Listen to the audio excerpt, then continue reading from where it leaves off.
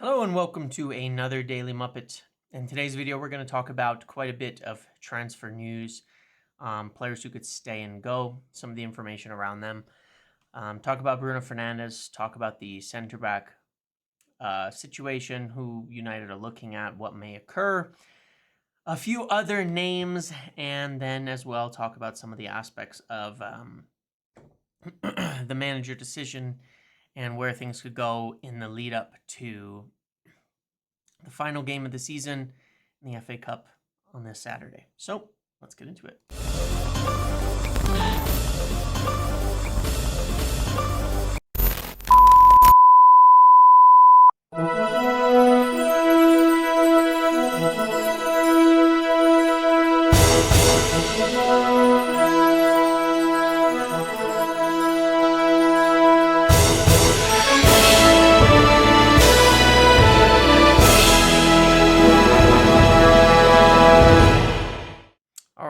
So yeah, I want to talk about a few things first. When I look at, obviously, we're approaching the final game of the year, and things are about to certainly pick up. One of the things that I would indicate is that it's obviously from the outside, it looks extremely quiet at the moment. I know that people are quite worried when they look at everything going on and they see other clubs doing this and everybody doing that.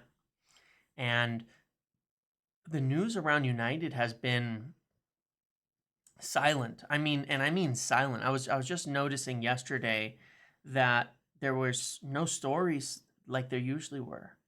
The last few years ahead of summer, there's been often April and May significantly laid out stories about United, their overall transfer plan.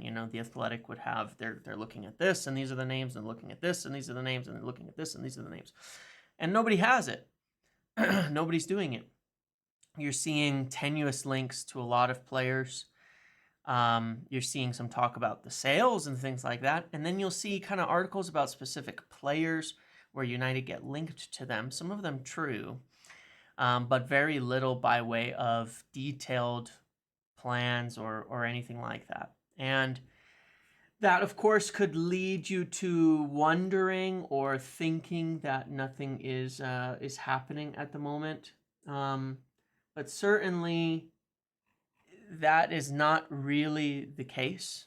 It's just a difference in the way that Ineos are obviously operating as owners. John Murtaugh being gone, all of that. There's no real briefing. There's very little to nothing coming out of the club to virtually anybody in terms of overall plans. I mean, practically nothing. Because if you looked at it today, most of you would probably say, based on what's out there, who are your top targets?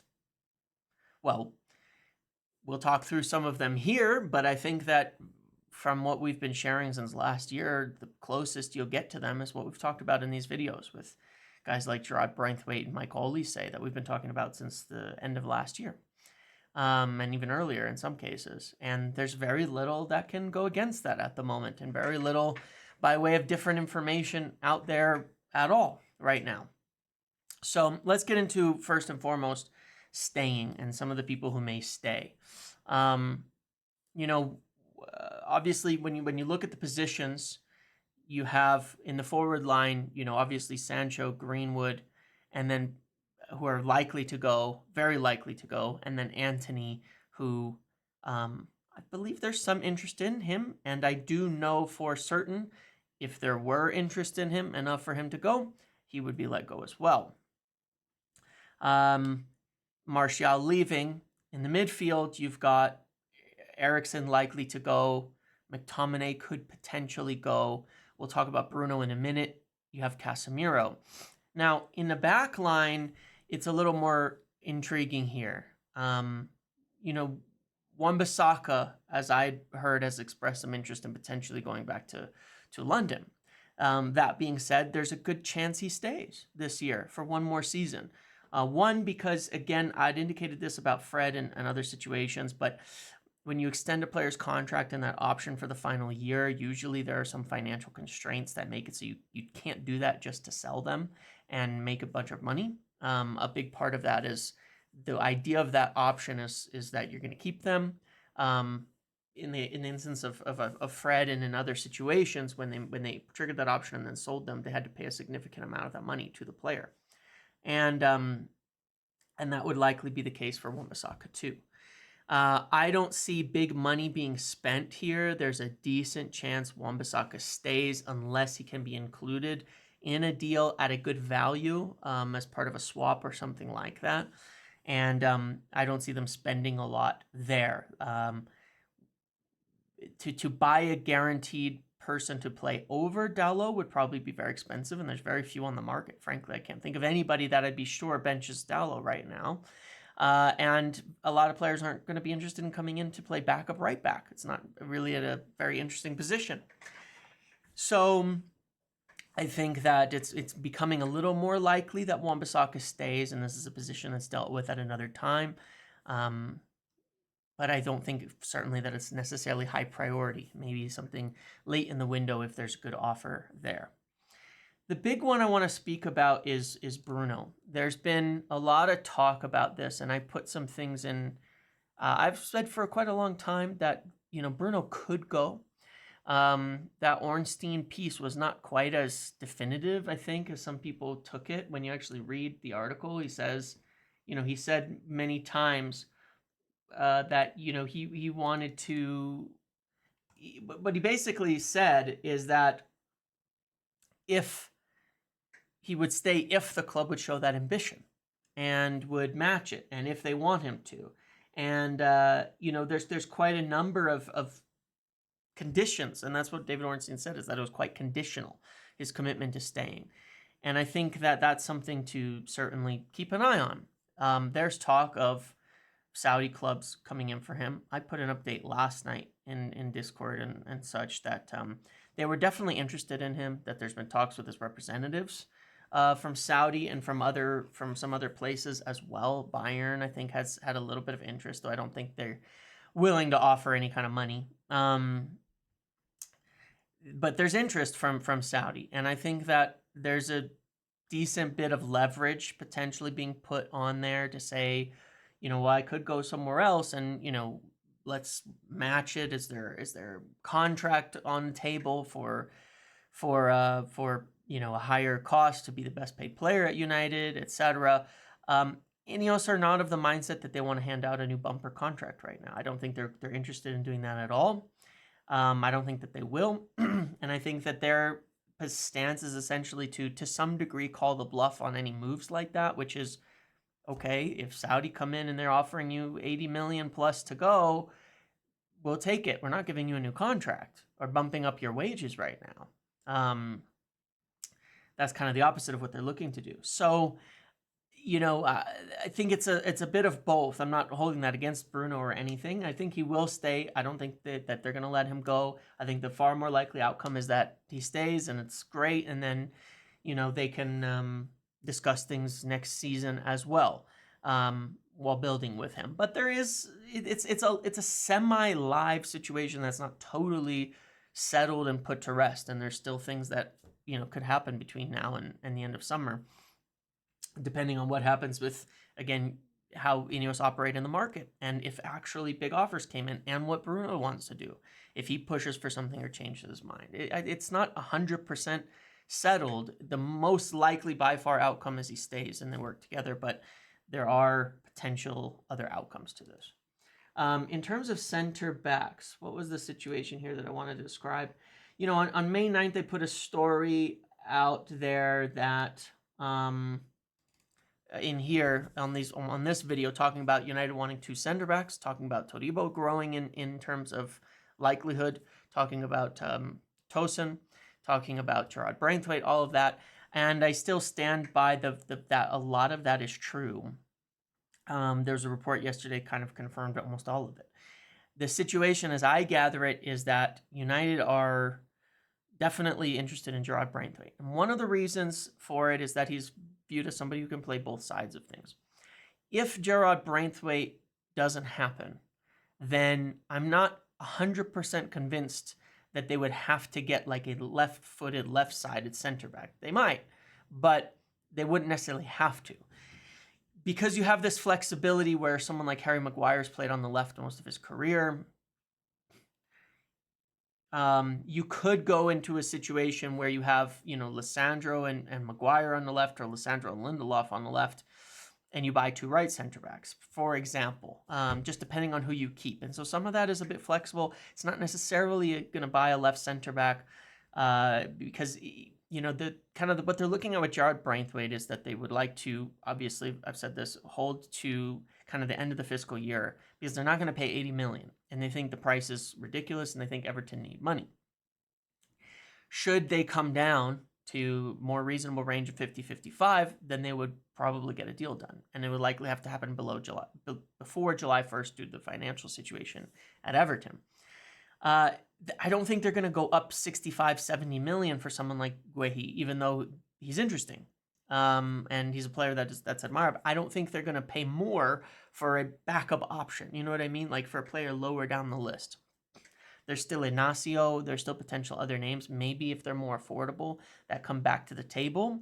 But there's also the potential likelihood that they just shift over and buy someone like Todibo and, and go with, Maguire, Todibo, Lindelof, Lissandro, for example. I'm not saying that. Ideally, they still want two. Tosin is obviously another one that is realistic. I know there's a lot of stories about Newcastle closing in.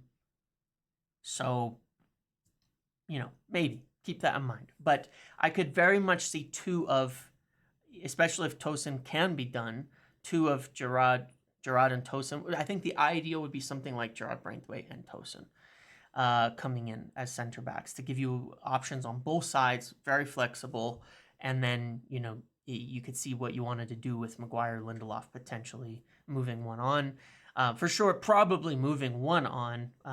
But based on kind of what happens, I think it could change Maguire's future as well. Because if you need him still, profile-wise, then maybe you sell Lindelof and keep him. So I think that's a little bit up in the air.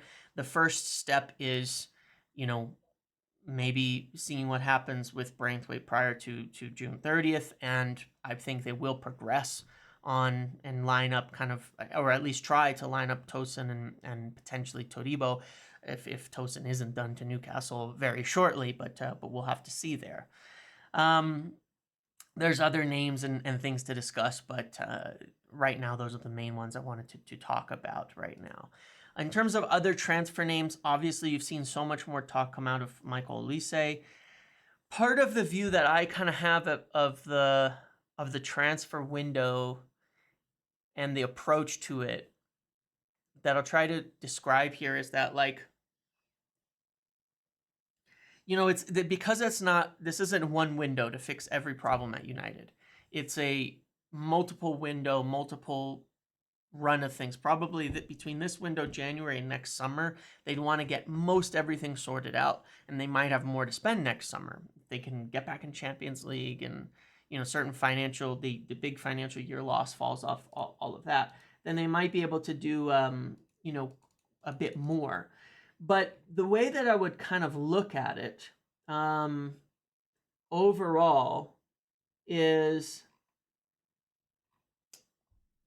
when you have a whole team and you have all these positions, there's two kind of concepts to team building. And this exists across sports, and it's, I'm going to Americanize it a little bit because there's a lot of Americanisms that are into the growing analytics area, and American sports have tended to be well ahead on certain aspects of analytics that are making their way into European sports and to football now. But for example, in the NFL and the NBA, there's the draft, and you get these draft picks, and you go and pick the best talents. And there's teams that draft for need. And by drafting for need, what I mean is they pick players who fit a position that they need. Maybe they're not the best players that they could get, but they pick players that are in a position that they need. That works when they already have a really well-built team, and they're trying to put the finishing touches on it. When teams are building and they try to draft for need, they often fail. the best teams that load up on talent tend to pick the best names available. And so, like, when you have a team where overall over the course of the next 2 years, 3 windows, 4 windows, you need 2 center backs, a left back, 2 midfielders, a striker, and you will need a winger. They're not all necessarily of equal importance right now, but they're all of equal importance in the long run. And Michael Olise, for example, and this is why I think he is a legitimate and continues to be a legitimate option, is that he's a standout player in a position of need, even if it's not instantly needed, even if there's maybe other positions that would help you more this year to fill. He's a standout player in an overall position of need. He's maybe the best player available at a good price in terms of all the talents you're looking at. So if you don't get him, then he goes somewhere else. You may not have that standout talent available next time you're looking. That's a mistake the Glazers have made many times, is saying, well, we just need this, so we'll buy just that now. And then they skimp on the other areas, and we're always chasing the game instead of getting ahead of it. And that's one thing I hope changes.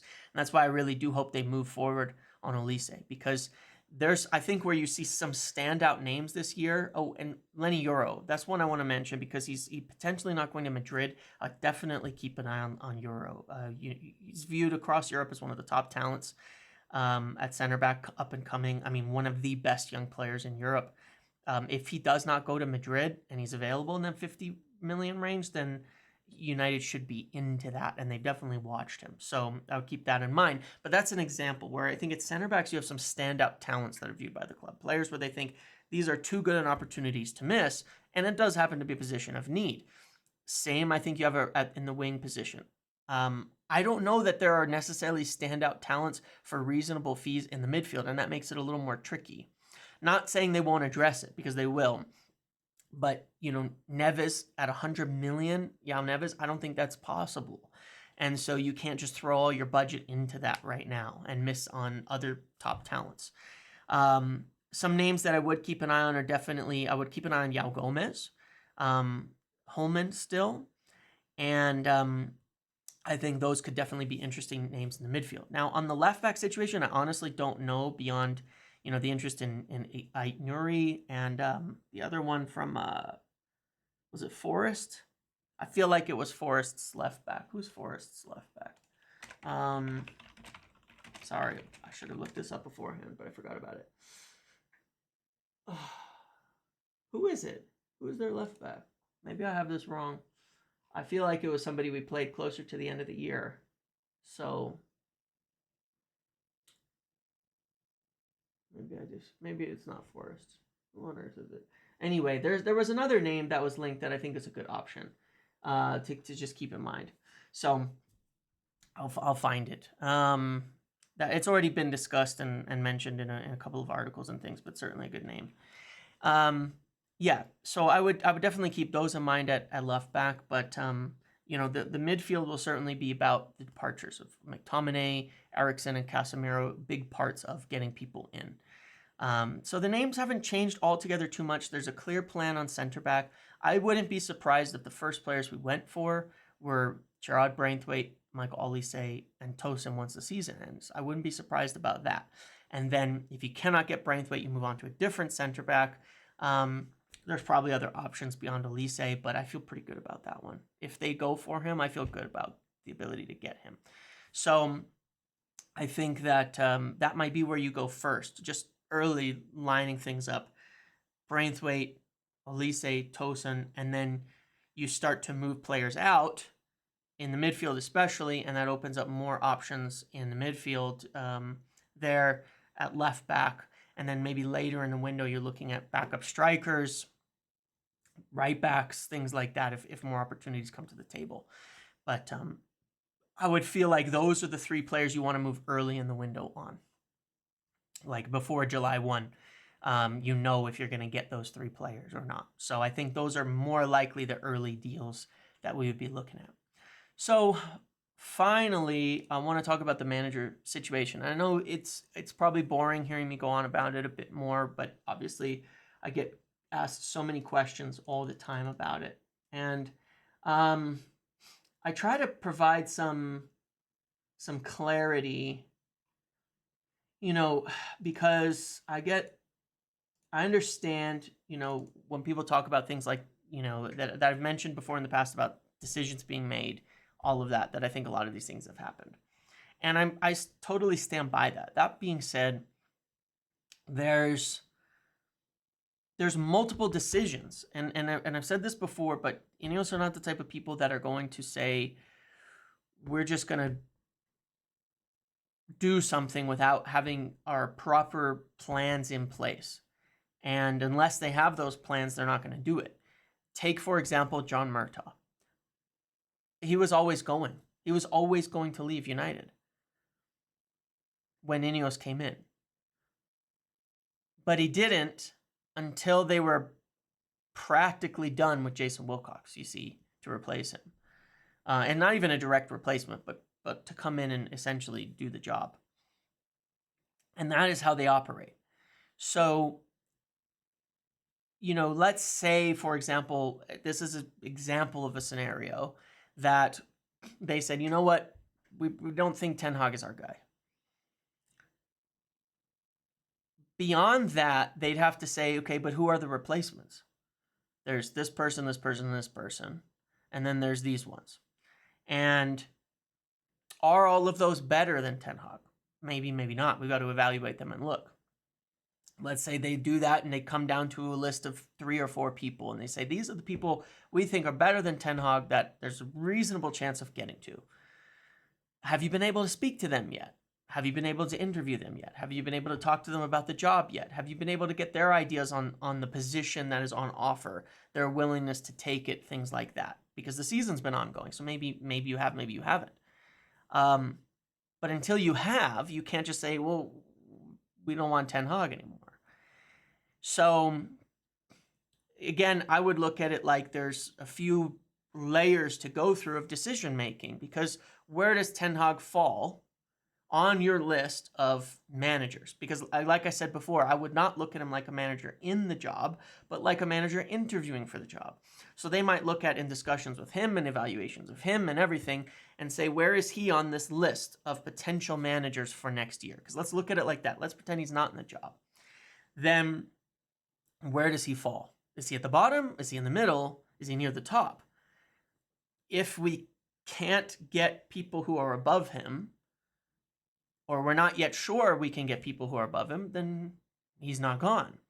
That being said, all of it's really waiting for the FA Cup final. I'm just kind of presenting, obviously, sort of a sequence of proper steps that you would go through before making a decision like that, and before finalizing it. There's more than one decision that has to be made about different things. One of the things I have a big disagreement on is the thinking that he can go into next season on his final year of his contract. I think it's massively dangerous. I think it's one of the worst things you can do. I think there's no way you can coalesce asking a manager to implement a long-term philosophy while telling them they're in the final year of their contract and them managing based on that, because they're always going to be looking at short-term results. They're always going to be playing for the, managing for the job. They're not going to be as patient. You're not going to have the authority in the dressing room. You're going to have constant distractions. There's so many reasons it can't work. And so thinking through that whole decision, you have to look at it. It's not just, well, if we can't get somebody better, we'll just see how it goes. I think they have to look at it, and maybe they are, and saying, it's not that, it's we need to give a new contract if it's going to be Ten Hag. Still, there's been no talk of, no assurances, no contract talks, things like that. So, we'll see now. I do think things will be clarified pretty quickly after the manager.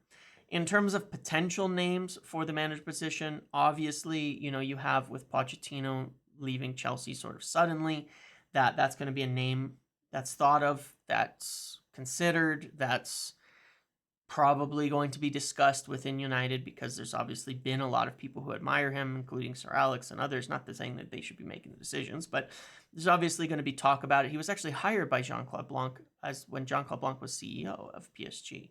I don't know how involved he was, but Jean-Claude Blanc was the CEO of PSG when Pochettino was hired. Don't know that means anything. I'm just saying that is the case. So they're obviously familiar. The list of potential managers, frankly, as I understand it, is not that different to Chelsea's. Guys like Maresca will certainly get a look. He's from City and all of that as well. Thomas Frank is definitely someone of interest. There's been reports on that. Definitely somebody that is of interest.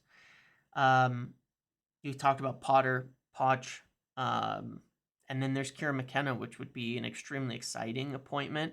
I think I mentioned his name 6-7 months ago as someone that could be under consideration. Way back when about Ineos looking at contingency plans and keeping an eye on people. And he's someone that I'm sure that they've watched and have had under consideration. I can't tell you who, if there's a change made, would be the next manager right now. I can't tell you that. I don't know. And, but I do have a sort of a gist of kind of the names involved and things like that, should there be a change. But for now, we wait until after the FA Cup to see. I think they have to be very decisive with that decision to say, not this float on into next year because we couldn't find the right person, but to decide, to move ahead with either you get somebody better in that you think is better, or if you can't, then you have to back Ten Hag and go for it forward and say, well, we haven't been able to see that anybody's better that's willing to be in the position, that's willing to take the job, that fits what we want. So, extend. I mean, that's my opinion, right? Those are the only two options that should be on the table. I don't think guys like Thomas Tuchel are viewed as the right fit for United. I said that about Nagelsmann in terms of the job on offer before he extended with Germany. I don't think De Zerbi is up there right now as a possibility. So still some things up in the air. We can kind of narrow it down, but still some things certainly up in the air. And I imagine that they're going to have a full kind of debrief with Ten Hag, and then they really, really have to be decisive. I think it'd be a failure to not move ahead with their plans next week after the FA Cup final, because they are lining up players. They are lining up meetings with agents. They are discussing things and getting talks with people about who's willing to join and all of that. They absolutely are. But they need to settle the manager situation, very likely to progress on all that. You don't sign players for the manager, but it is still important to know what's going to happen for stability. And it's important for people to have an idea, if they're making a decision between one club and another, of what they're heading into and where the stage of the project is and all of that. So it really does have to be settled. I'm not ready yet to say. I understand why, there's concerns because you have kind of some messes with Ashworth, quietness, the manager thing not being clarified. I think you can see a little bit of why that might be with Barcelona going back and forth over Xavi, with Bayern struggling to find a manager by announcing it. Lots of changes across Europe. And I think Ineos are also looking at managers for Nice, right? Because Ferrioli is becoming the manager of Ajax. So it's a messy time right now. And, yeah, that's all I can say is that I'm not ready to sit and say that Ineos are not doing the right things, that they're not being decisive, because the season isn't over. And just because things are quiet doesn't mean that things aren't progressing. But I will strongly say that if the manager things goes to the way I think it will, based on the information I have, that needs to be done immediately. And then they need to be moving on the names that I've mentioned, should they be the ones they're interested in, and I believe they are, very, very quickly after that. We cannot be waiting into months and months for other things to happen in order to get the major bulk of business done this year. Okay? That's what I have for today. I plan to do a video tomorrow, a live tomorrow, to run through all these names, answer questions, clarify them, move them into more likely positions, narrow down and eliminate people. I think we're getting there in terms of the list for summer, and it's getting closer and closer. Okay? So thank you for watching today's video. Make sure to like, comment, subscribe, turn notifications on. I'll see you in the next one.